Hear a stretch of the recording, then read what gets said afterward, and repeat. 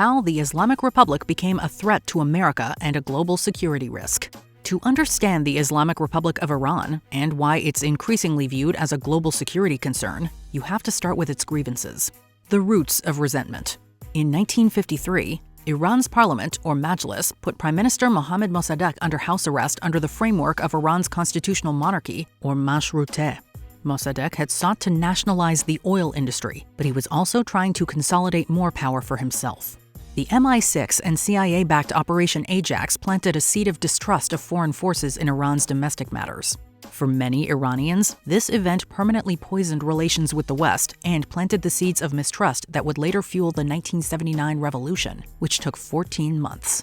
After aligning closely with the United States for decades, the Islamic Revolution ended 2,500 years of monarchic rule and adopted a new form of government, the Islamic Republic, which would go on to become a theocratic autocracy due to Ayatollah Ruhollah Khomeini's Velayat al-Faqih, guardianship of the Islamic jurist, where a supreme clerical leader would have final say on all matters, domestic and foreign policy.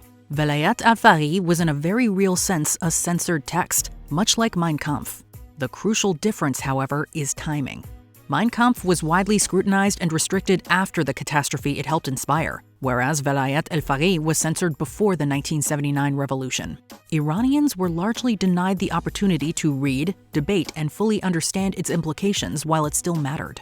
By the time the revolution succeeded and the doctrine was enshrined into law, the consequences were no longer theoretical, and it was already too late. The Iranians burned a United States flag and denounced the U.S. government, saying they would stay until the U.S. sends the deposed Shah back to Iran.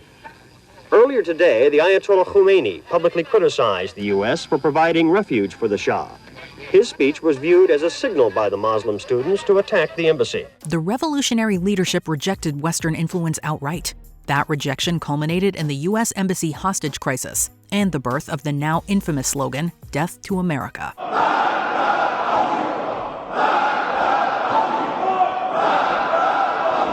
That year, revolutionaries stormed the U.S. Embassy and held diplomats hostage for over a year.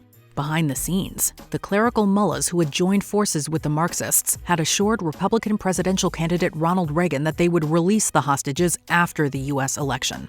Moments after Jimmy Carter lost the election, that came to fruition. But instead of détente, it was the first chapter of what would become a tempestuous relationship between the newly christened Islamic Republic and the United States of America, whom the new regime in Tehran dubbed the Great Satan. Trauma and militarization. The Islamic Republic's worldview hardened further during the Iran-Iraq War in the 1980s. Saddam Hussein's use of chemical weapons, often with Western indifference or tacit support, left deep scars. Throughout, the Iran-Contra affairs added another wrinkle in the relations between the regional and world powers. Rather than confront future threats directly, the Islamic Republic adopted an asymmetric strategy, projecting power outside its borders through what it calls the axis of resistance. This network included Hezbollah in Lebanon, militias in Iraq and Syria, and support for Hamas and other proxy groups. One early and deadly result came in 1983 when Hezbollah operatives bombed a U.S. Marine barracks in Beirut, killing 241 American servicemen. Hezbollah had planned its operation for months, and finally one Sunday morning, when Hezbollah suspected that the Marines would be the most vulnerable, suicide bombers drove 2 trucks in the Marine barracks loaded with 18,000 pounds of explosives. The amount of explosives in this attack was so large that it was the single largest non-nuclear explosion on Earth since the Second World War, and it completely demolished the 4-story building that had housed over 400 service members. I had a rough idea of what to expect, but not really. I heard the rev of an engine behind me. It was a very sophisticated operation. He was so close, in fact, that I could look directly at the driver's face. The intelligence was perfect. The implementation was perfect. I screamed, "Hit the deck." That's their playbook. They built their playbook over time. And I would call it like a cult who is following an ideology, and they're building their playbook based on how we respond to certain things. And I mean, they're taking notes. From Khomeini to Khamenei. After the passing of Khomeini, the clerics appointed Ali Khamenei as the new supreme leader, a position he has held since, making him one of the longest-lasting heads of state. Though this has come with an oppressive domestic policy that has encroached on the kinds of freedoms and liberties enjoyed in the West. His tenure, associated with standing up for the Palestinians in the Holy Land, positioning the Islamic Republic as a counter to America's new regional ally Israel, and presenting himself as the leader opposed to so-called Western hegemony, has won him supporters on the Arab street who may not necessarily be endeared by Shia Iranians, but who would gladly take in the revenues generated by Iran's extensive resources in oil, gas, and minerals. This wave of defiance comes as Iran faces growing economic pain. Inflation is soaring, the currency is collapsing, food prices are rising, public anger is boiling over, and protests are once again flaring up in cities across the country. Since then, the regime has invested tens of billions of dollars in the axis of resistance, to the chagrin of regular Iranians who are generally secular, liberal, and as an Indo-European ethnic group, not necessarily all that sympathetic to the Palestinian cause, which many Arabs themselves look with skepticism. ونشارك كل مسلم ونفرح نحن هنا وسط قطاع غزة. الله أكبر ولله الحمد. الله أكبر ولله الحمد. And this is not just commentators. مغول وتركمان وشركس وأرمن وغجر ما لكم حق بفلسطين. فلسطين هذه دولة إسرائيلية لبني إسرائيل، وبني إسرائيل لمعلوميتكم بني إسرائيل هذولا عيال إسحاق، وحنا يا العرب عيال إسماعيل، وإسحاق وإسماعيل أخوين أبوهم إبراهيم عليه السلام، يعني هذولا عيال عمنا، لكن أنتم منين جيتوا؟ أنتم وش دخلكم بالموضوع؟ But also their most respected and revered statesmen. وين القضية اللي قبل 67؟ كنا نكذب على أنفسنا ونكذب على العالم. آلاف الشهداء سقطوا قبل 67 من أجل من؟ كيف تقولون أن فلسطين احتلت عام 67 وعودوا إلى حدود 67؟ هي فلسطين الضفة الغربية وقطاع غزة. زين؟ إذا كانت هكذا هذه ما احتلوها الإسرائيليين عام 48 تركوها لكم 20 سنة. لماذا ما عملتوا فيها دولة فلسطينية؟ 9/11 and a missed reset. When 19 Islamists, of which 15 were Saudi nationals, part of Osama bin Laden's al-Qaeda network, carried out the September 11th attacks, a striking contrast emerged. While celebrations erupted in some parts of the Middle East, Iranians held candlelight vigils. The Iranian people mourned. The regime did not plan the attacks, but the aftermath changed everything. The U.S. invasions of Afghanistan and Iraq alarmed Tehran. Instead of escalating, the Islamic Republic temporarily pulled back, fearing it might be next. That fear wasn't unfounded. Former NATO commander Wesley Clark later revealed that the Islamic Republic was on a list of 7 countries targeted for potential regime change by the U.S. He said, he reached over on his desk, he picked up a piece of paper, and he said, I just got this down from upstairs, meaning the Secretary of Defense's office today, and he said, this is a memo that describes how we're going to take out 7 countries in 5 years, starting with Iraq and then Syria, Lebanon, Libya, Somalia, Sudan, and finishing off Iran. I said, is it classified? He said, yes, sir. Neoconservative figures like Cheney, Rumsfeld, and Wolfowitz openly viewed Iran as unfinished business. But the U.S. became bogged down in Iraq's sectarian violence and instability rooted in Iraq's artificial borders and social fragmentation. Iran is not Iraq. It is not a Sykes-Picot invention. It's one of the world's oldest continuous civilizations dating back to 3200 BC. And unlike the Taliban, Iranians are overwhelmingly secular, culturally liberal, and broadly aligned with Western values, a reality often ignored in foreign policy debates. We're going to live to see great things in Iran. Iran is too big. Tehran is too big. The stupider the regime, the more intelligent the people get, and the more humorous. Polling, turnout figures, and decades of protest show that the Islamic Republic does not represent the Iranian people.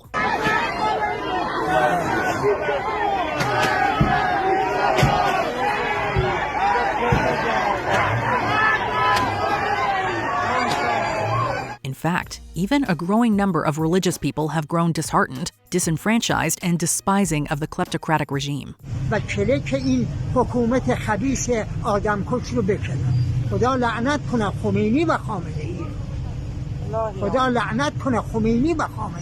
Reassessing the Bush years. The United States of America has the sovereign authority to use force in assuring its own national security. That duty falls to me as Commander-in-Chief. By the oath I have sworn, by the oath I will keep. Recognizing the threat to our country, the United States Congress voted overwhelmingly last year to support the use of force against Iraq. A common critique of the Bush administration was the invasion of Iraq, since it was neither harboring bin Laden nor possessing any weapons of mass destruction. But with hindsight, for all its flaws, with Saddam Hussein gone, Iraq is no longer ruled by a genocidal dictator who was going to be succeeded by an even more sociopathic son. After 9/11, the US had little choice but to strike the Taliban for harboring Osama bin Laden. The Taliban's eventual return was not America's intention, nor was Iraq's sectarian collapse something Washington engineered. Instead, the administration's most consequential failure came before 9/11, when intelligence warnings about bin Laden's plans went unheeded, allowing nearly 3,000 Americans to die. So was this an intelligence failure? It was a failure of intelligence with a small I. It was a failure of our society as a whole to deal with this. I think you could have seen this coming. Indeed, lots of reports, including ones that Brian worked on, did see it coming. And I think the question is, why did we lull ourselves so? As such, the lesson is less about invading Iraq and Afghanistan and more about how it ignored the growing al-Qaeda threat, who had first sought to take down the World Trade Center in 1993 before doing so successfully in 2001. Basically, half of the underneath of the towers from the level 1 to level 6 were always blown down almost in one huge crater with thousands of trucks, thousands of vehicles, crushed like pancakes. In fact, the real lesson of Afghanistan was that if you don't address the root of the problem, the cancer returns. The Taliban, for example, practice an intense misogyny by preventing women from getting their education, while its leaders send their children abroad to school. Just for the record, you have 2 daughters. Do they go to school? Yeah, of course. Yeah, yes. Yeah, of course. Of course they do, because you're in Doha and they can go to school, right? They are observing hijab. They are observing hijab, and so that means we have not denied. So we have not denied to our people. So if they do exactly, if your daughters do exactly what you tell them, they're allowed to get. Okay, so your daughters get an education because. Wait a minute. Your daughters get an education because they do what you tell them. All right? I'm glad we clarified that. Similarly, in the Islamic Republic, Mahsa Amini and scores of other women were killed over antiquated hijab laws that have since been loosened, even though the regime leaders send their kids to the West.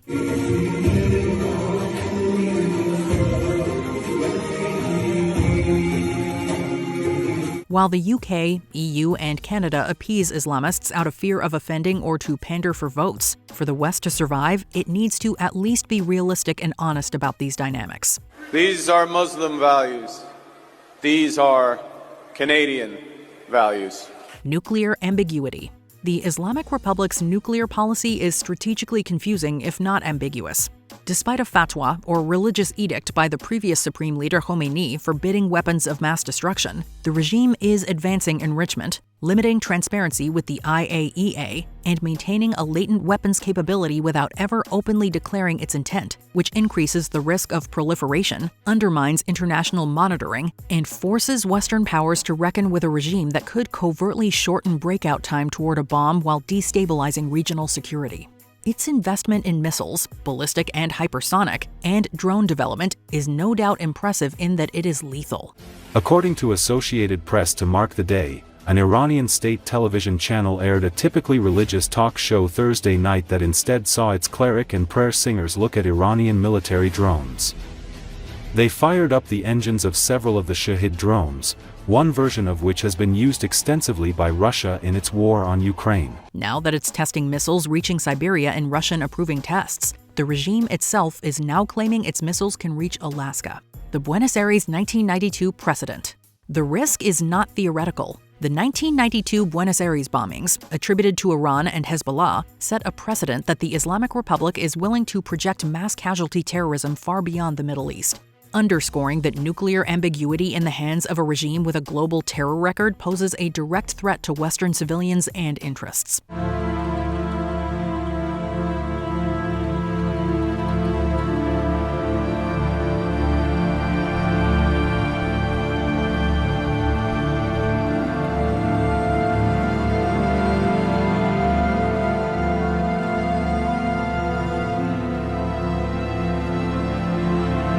Regime change must come from within. Western leaders often argue that Iranians must overthrow the Islamic Republic themselves. But there's a harsh reality. Iranians don't have a Second Amendment. They face the regime's brutal oppression with empty hands. When they rise up, they face live ammunition, mass arrests, internet shutdowns, and summary executions. Over the past decade alone, thousands, possibly tens of thousands of Iranians have been killed during protests. The January 2026 event is now looking more and more like an outright genocide. Official figures cited 3,000 deaths. The regime's internal meds suggested up to 30,000. Entire generations have endured repression by the IRGC for nearly half a century.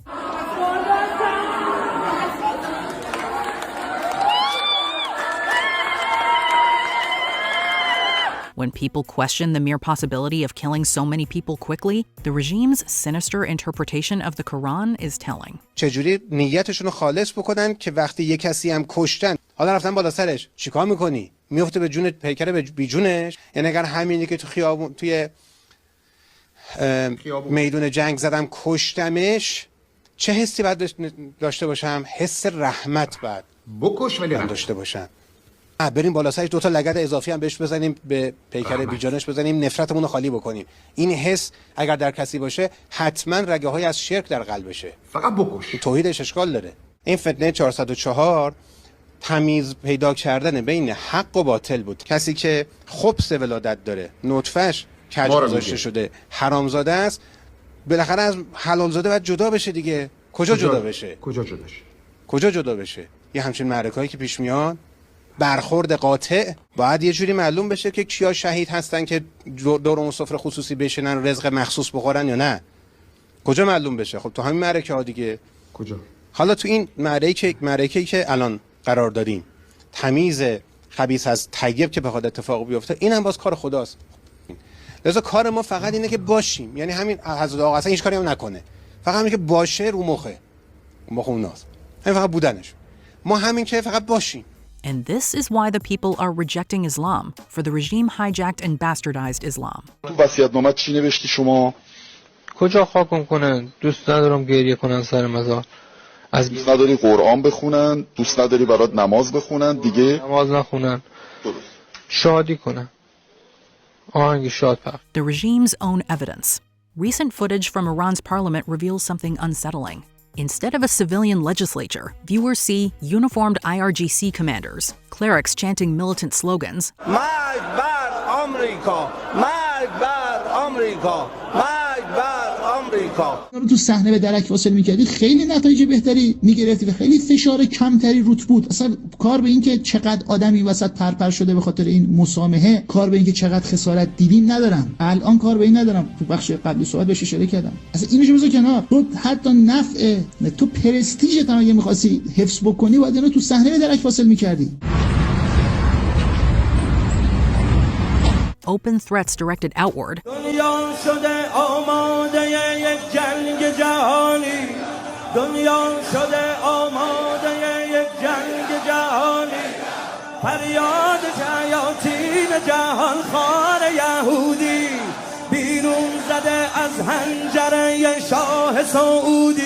and mocking of the dead on state-sanctioned TV. جمهوری اسلامی جنازه ها رو در چه یخچالی نگهداری میکنه؟ گزینه 1 یخچال ساید بای ساید، گزینه 2 دستگاه بستنی ساز، گزینه 3 فریزر سوپرمارکتی و گزینه 4 یخفروش هستم کاسبی ما رو به هم نزنید. عدد گزینه مورد نظرتون رو به سامان پیامکی ما 100039 پیامک بفرمایید تا در قرعه کشی شرکت داده بشین. At the same time, Iranian officials speak abroad of diplomacy and peace. To critics, this dual messaging isn't a contradiction, it's a strategy. A broader security question. The Islamic Republic's leadership is ideologically driven, rooted in revolutionary theology and apocalyptic belief systems centered on martyrdom and confrontation.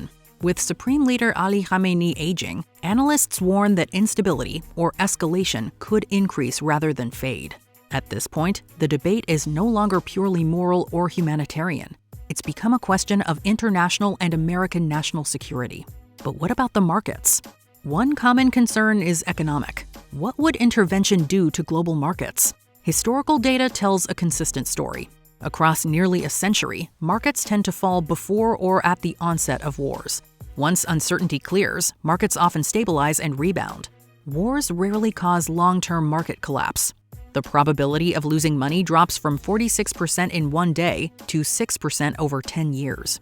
Missing just a few of the market's best days, often during crises, can devastate long-term returns. In short, geopolitical shocks change headlines, not long-term market math. The bigger picture.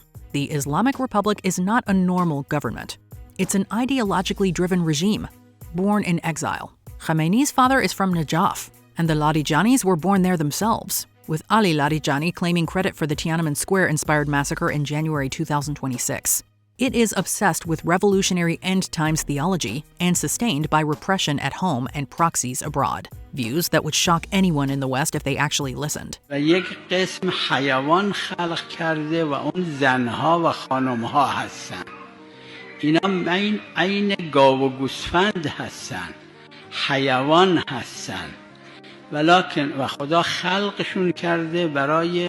استفاده مردها فقط واسه که مردا وحشت نکنن این زنها را به شکل خود انسان خلق کرده اگر نه اینها عین همون گاو و گوسفند و عین همون اسب و شتر و الاغ هستن. Meanwhile, Iran's people are pushing in the opposite direction, towards secularism, openness, and reintegration with the world.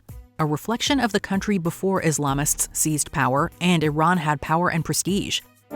Iran, a unique endeavor.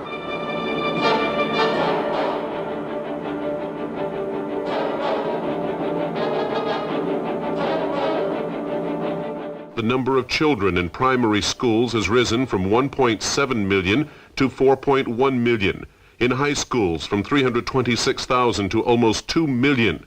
Of 152,000 students in higher education, about 1/3 are women. In 1975, at Tehran University, 44% of all graduates in medicine were women. Iran today, women even playing soccer, symbol of a radical revolution against deep-rooted taboos, habits, prejudices. History shows that revolutions don't take generations to succeed. The Russian Revolution unfolded in 8 months.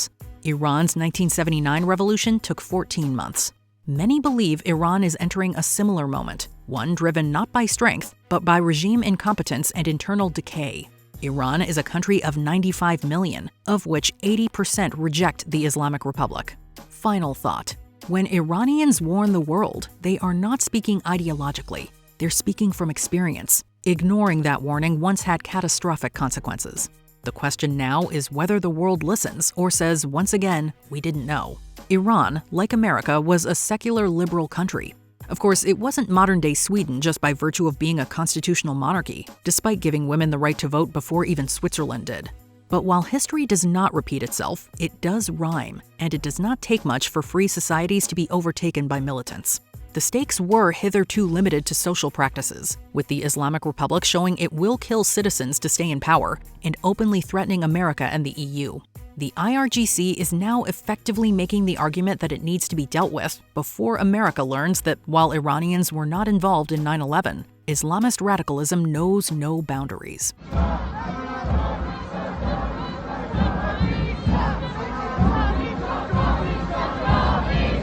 اصلا از این خبرها نیست. حالا انشالله این وسطا خدا به مؤمنین لطف داره، مثل همیشه این 47 سال که فرمون دستش بوده یه دفعه دیدی این وسطا یه تیر غیبی هم رفت سمت ترامپ. خدا اینطوریه کمک میکنه. ما اونی که هستیم باشیم. 47 سال این بودیم، محکم وایسادیم. پروفسور آلمانیه میگه همونی که بودیم و اونم فهم.